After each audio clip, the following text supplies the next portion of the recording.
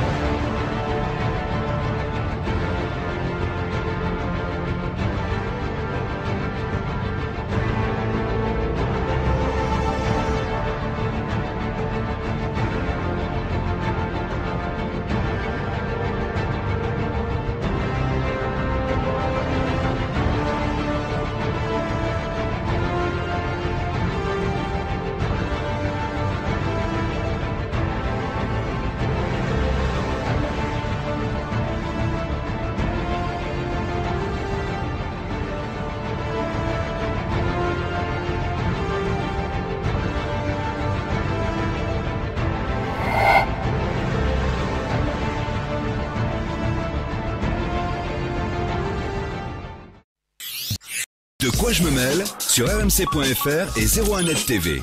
François Sorel. La sélection de produits high-tech de Victor, ce sera dans quelques instants pour terminer ce De quoi je me mêle. Mais en ce 22 avril, puisque bientôt en théorie il va faire beau. Bon, il ne faut pas se fier à la météo, mais en théorie bientôt il va faire beau. On va vouloir sortir, faire du sport et peut-être aussi quantifier tous ces efforts qu'on fait quand on fait du sport. Quoi de mieux dans ce cas-là que les bracelets connectés ? Où en est-on dans les bracelets connectés ? Eh bien, on va faire le point avec Raphaël Grabli qui est avec nous. Salut Raphaël. Salut. Et c'est la première de Raphaël dans De quoi je me mêle. On est ravis de t'accueillir. Avec plaisir. Journaliste à 01net.com qui est à l'origine d'un comparatif, d'un classement des meilleurs bracelets connectés actuels que vous pouvez retrouver sur 01net.com, hein, Raphaël, avec deux grandes classifications. On va dire les bracelets un peu haut de gamme avec capteur cardio-fréquence-mètre. Exactement. Parce qu'ils coûtent plus cher, ceux-là. Hein, souvent, c'est un peu la différence de prix, ça peut se faire sur la présence d'un capteur de rythme cardiaque. Et puis, c'est vrai que c'est un marché assez particulier parce qu'il y a beaucoup de produits qui ne se ressemblent pas du tout. Ouais. C'est pas les mêmes fonctions. Donc, c'est un classement qui est un peu compliqué à faire. Donc, on va dire que c'est pas un classement du moins bon, enfin du meilleur au moins bon. C'est plus selon les usages. Donc vraiment, à chaque usage, son capteur. Oui, parce qu'il y a plein de trucs qui rentrent en compte. Il y a le design, il y en a qui ressemblent à de vraies montres analogiques. Il y en a qui sont connectés au smartphone de manière assez poussée avec des notifications SMS, etc. Donc voilà, on peut avoir, limite, il y a le bracelet qu'il nous faut dans ce classement, mais ce n'est pas forcément le meilleur du classement. Non, clairement pas. Ça dépend vraiment de ce qu'on veut en faire, si on est très sportif, si on fait un sport particulier, si on veut juste suivre son activité, si on veut un peu une sorte de monde connecté, etc. Donc ça dépend vraiment de ce qu'on va en faire. Qu'est-ce que ça fait aujourd'hui, ces bracelets connectés ? Alors, ça peut déjà, pour les sportifs, ça prend beaucoup de mesures. Ça prend la mesure du rythme cardiaque, ça c'est quand même le truc le plus important. Ça évite d'avoir les fameuses ceintures abdominales qui sont quand même pas très agréables à porter. Et surtout, c'est vachement fiable. C'est très très précis, c'est très fiable. Donc ça, c'est quand même un gros plus pour ces capteurs. On a des puces GPS, ça permet vraiment de se passer de son smartphone, d'aller courir, de faire son parcours tranquillement, sans avoir rien dans les poches. Ça, c'est génial. Il y a les notifications. Donc voilà, pour recevoir son actu. Alors en général, là, il faut avoir son smartphone à côté parce que ça passe par le smartphone, ça arrive en Bluetooth. Voilà, donc on a un panel de possibilités qui est assez large. Voilà. Et puis, oui. Et puis évidemment, ça prend des mesures qu'on peut voir a posteriori, ça peut mesurer le sommeil, on peut s'en servir pour compter ses calories en mettant ce qu'on a mangé, etc. Donc ça permet d'avoir une vue d'ensemble. De son activité physique. Son activité, pas de sa santé évidemment, mais voilà, de son activité physique et de savoir si est-ce qu'on bouge assez, quoi. Grosso modo, est-ce qu'on bouge assez. Si je ne suis pas du tout sportif, est-ce que ça vaut le coup malgré tout d'investir dans un bracelet connecté, Raphaël ? Oui, parce qu'il y a des premiers prix déjà qui sont quand même assez abordables. On a des appareils à partir de 30-40 euros, donc c'est quand même relativement accessible. Ça permet de capter les fonctions, d'avoir les fonctions de base, le nombre de pas par exemple. Voilà, est-ce que je fais 2000 pas par jour ou est-ce que j'en fais 10 000 ? Il faut en faire 10 000, hein, voilà, je crois. La recommandation de l'OMS, voilà, c'est 10 000 pas par jour. Et 10 000 pas par jour, c'est pas mal. Hein. Ouais, enfin, faut trotter quand même. D'ailleurs, je te vois de temps en temps monter, descendre les escaliers de Next Radio. Je me demandais pourquoi, maintenant je comprends. C'est pour faire mes 10 000 pas. Et c'est ça. Et 10 000 pas par jour, faut y aller quand même. Faut avoir le temps de le faire, faut avoir l'occasion de le faire. Si on est en voiture, on les fera pas forcément. Voilà, donc on peut se dire, ce qui est pas mal, par exemple, moi si je fais que 3000 pas, si je vais courir un peu, hop, ça monte rapidement et je me dis, bon, c'est bien. Donc ça peut motiver en fait. Donc finalement, le fait de passer le pas, c'est le cas de le dire justement. Bravo. Voilà, merci. Attention, Raphaël, si tu commences à faire des blagues dans De quoi je me mail, ça va être compliqué. Ouais. Je vais attendre, en espérant atteindre ton niveau un jour. Oui, bien sûr. Ouais. Mais voilà, ça permet de se motiver par la suite. On se dit, on voit ce qu'on fait ou ce qu'on fait pas. Donc ça peut être une bonne motivation. Alors, on va rentrer un petit peu dans le détail de ce classement avec, on disait, 2 catégories. Alors, on ne va pas rentrer véritablement dans les 10 produits que tu as sélectionnés. Non. Parce que, voilà, on vous renvoie sur zeronet.com avec ce dossier très complet. Malgré tout, tu nous as fait ta petite sélection. J'ai fait une sélection, on va dire, pour ceux qui courent déjà, voilà, pour ceux qui font beaucoup de sport. Donc, qui sont sportifs qui sont déjà assez sportifs. Qui ont besoin de cet outil pour mesurer leur performance et s'améliorer. S'ils veulent préparer, je sais pas, un marathon. Bon, le marathon de Paris, c'est un peu tard, mais pour l'année prochaine, etc. Donc, ça permet d'avoir des mesures très précises, très fiables. Il y a, on va dire, une catégorie intermédiaire, moi, que je nommerais un peu montre semi-intelligente, qui permet d'avoir un truc sympa avec ses notifs, tout en étant là pour le sport, et une catégorie un peu pour les sportifs du dimanche, voire les non-sportifs, qui permet éventuellement justement de se mettre au sport, ou en tout cas de savoir ce qu'ils font au niveau de l'activité. Quels sont les meilleurs dans ce domaine ? Est-ce que ça va être des marques d'électronique grand public qu'on connaît, ou malgré tout, il y a une telle expertise qu'on va se retrouver avec des spécialistes en fait, du sport et de l'électronique ? Il y a des spécialistes qui se démarquent dans ce domaine, mais il y a des spécialistes qui arrivent d'ailleurs.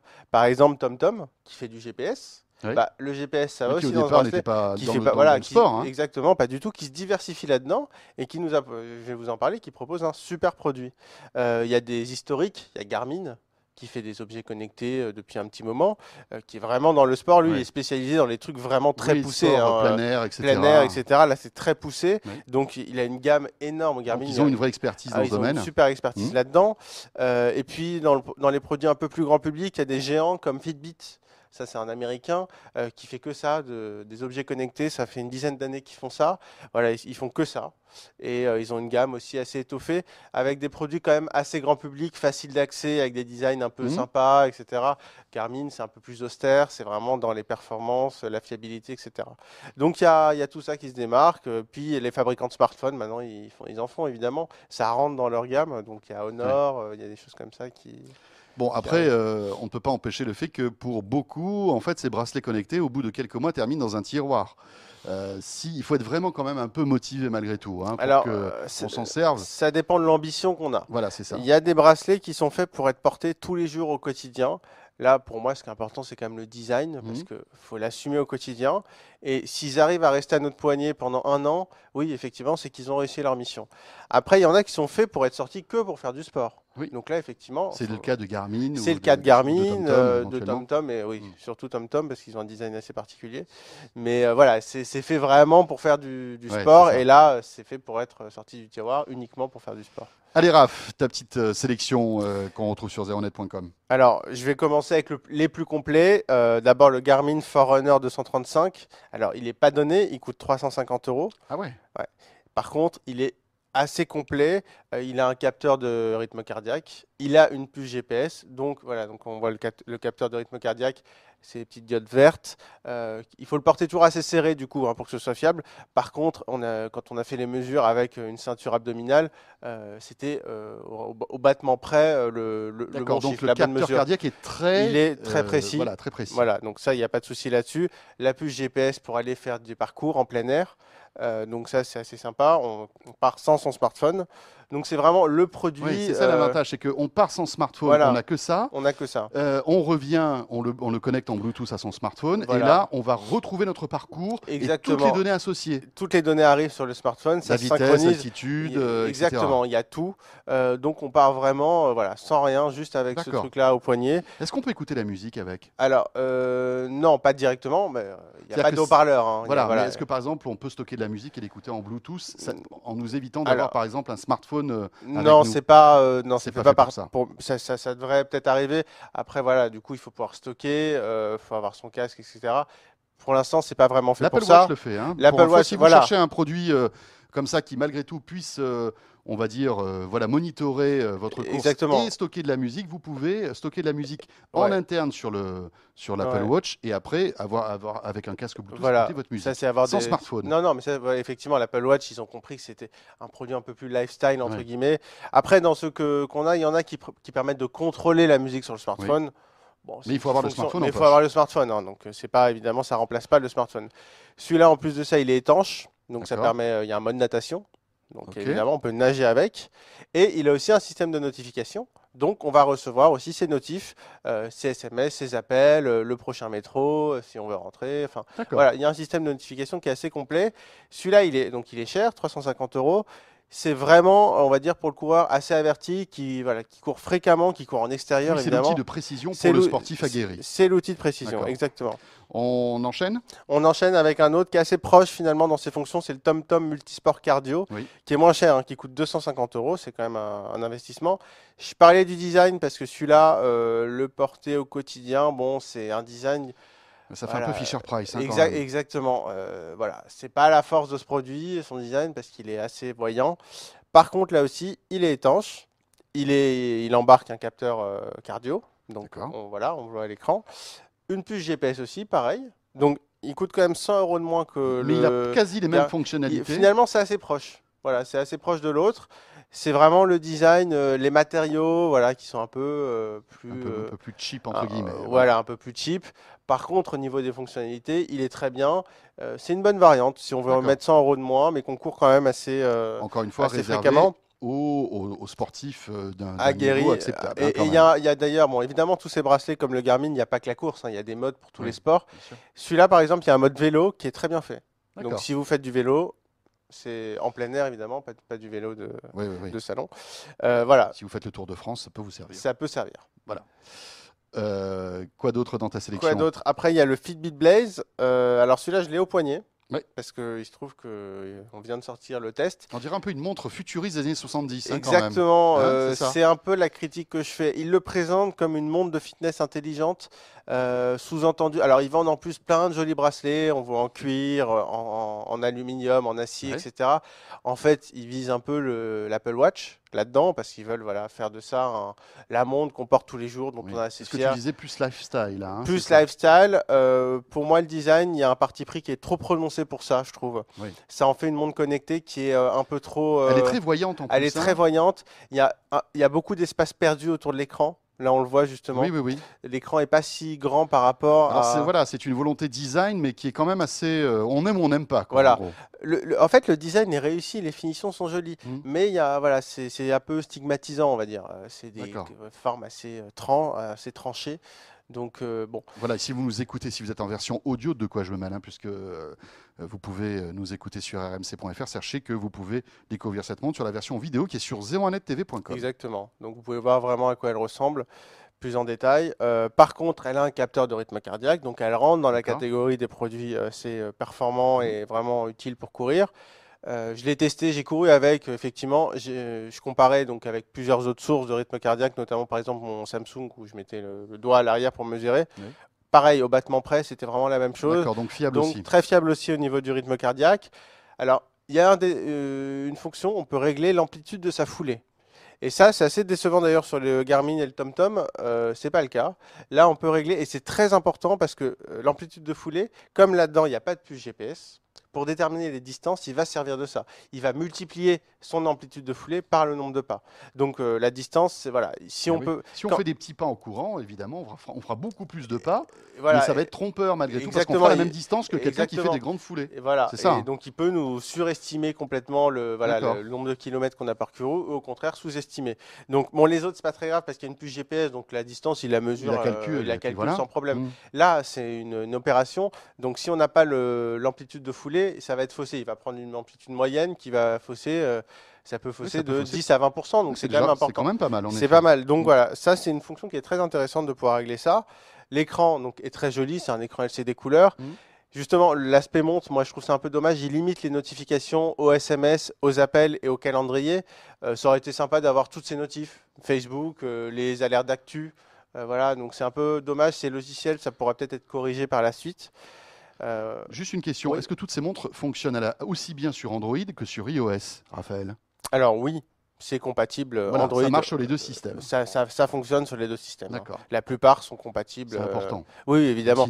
En fait, c'est juste qu'il y a les applis. À chaque fois, il faut télécharger évidemment l'appli sur son smartphone.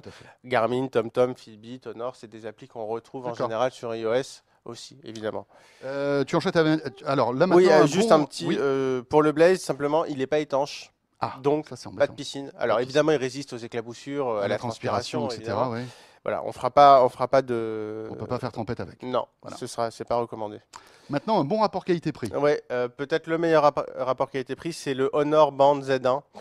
Donc c'est Honor qui propose des smartphones à bon rapport qualité-prix. Et ben il propose aussi. Que Honor c'est la marque, on va dire du web de Huawei. Voilà, exactement, qui s'adresse, on va dire un peu aux jeunes, avec des appareils mais en fait qui parlent à tout le monde parce que c'est des bons rapports qualité-prix. C'est vendu sur le web. C'est vendu sur le web. Alors ça, le Z1, c'est un capteur, il n'y a pas de capteur de rythme cardiaque. C'est vraiment le petit bracelet qu'on va porter au quotidien, qui est pas cher, il est à 70 €. Évidemment, à ce prix-là, il n'y a pas d'écran couleur, c'est un écran noir et blanc. Par contre, lui, il propose toutes les notifs. C'est-à-dire qu'il est compatible avec toutes nos applis Android ou iOS. Donc, voilà, on aura ses alertes d'actu, ses alertes Facebook, ses mails, ses appels. Ses SMS donc, ses SMS, évidemment. Il est très complet. Là-dessus, c'est assez basique. Après, dans les mesures, ça va être le nombre de pas, suivi du sommeil. Bon, le suivi du sommeil, c'est bien, c'est toujours difficile à vérifier puisqu'on dort. Quand on dort, on vérifie pas. Peu, un peu compliqué. Mais vraiment, au niveau rapport qualité-prix, celui-là, il est à tes souhaits. Oui, peut-être que vous l'avez entendu, c'est Jérôme, notre ingénieur du son, qui a éternué un petit peu. Ça arrive, hein? Ça peut arriver. Je préfère qu'il éternue qu'il baille, parce que ça veut dire qu'il s'ennuie. Exactement. Là, au moins, ça l'intéresse. Ce serait mauvais signe. Mais voilà, donc celui-là, c'est vraiment le bon petit rapport qualité-prix. En plus, un système de recharge à induction, on le pose. C'est top. 70 €. 70 €, il tient presque une semaine. En plus. Et il se recharge en 30 minutes. Pas mal. Donc c'est vraiment un petit produit pas cher. Pour débuter, c'est franchement, voilà, si on veut se passer du capteur de rythme cardiaque, ça vaut le coup peut-être. Ça vaut vraiment le coup. On termine avec WeThings. Le WeThings, qui est la marque française, évidemment. On va en parler. Et puis, moi, j'aime beaucoup ce produit parce que c'est fait, parce que ce qui est particulier avec les bracelets connectés, c'est que c'est un produit high-tech qui demande de renoncer à un autre, c'est-à-dire un produit non high-tech, une montre. Un smartphone, on n'avait rien dans les poches, on nous donne un smartphone, on prend. Là, pour un bracelet, il faut renoncer à sa montre. Donc c'est vrai qu'il y a des gens qui aiment bien avoir une jolie montre, qui n'ont pas envie d'avoir un truc. Ou alors il faut avoir un bracelet par exemple sur sa main droite, sur son bras droit, et sa montre, on va dire officielle, son bijou sur la main gauche. Exactement. Mais pour ceux qui veulent juste avoir une jolie montre, maintenant ça va se faire de plus en plus. Il y a beaucoup de marques, de jolies marques de montres, de marques suisses par exemple ou françaises, qui proposent donc des montres qui ont l'allure d'une montre classique, mais qui captent, qui prennent des mesures. Donc ça, c'est la WeThings Activité Style. Elle existe en version pop, dans un autre matériau, ou en version activité tout court qui est un peu plus cher. Celle-là, elle est à 170 €. C'est un boîtier en acier qui est assez joli. Voilà, on peut peut-être l'avoir à l'écran aussi. Donc il n'y a pas de notification là à l'écran, il n'y a pas d'écran LED ni rien.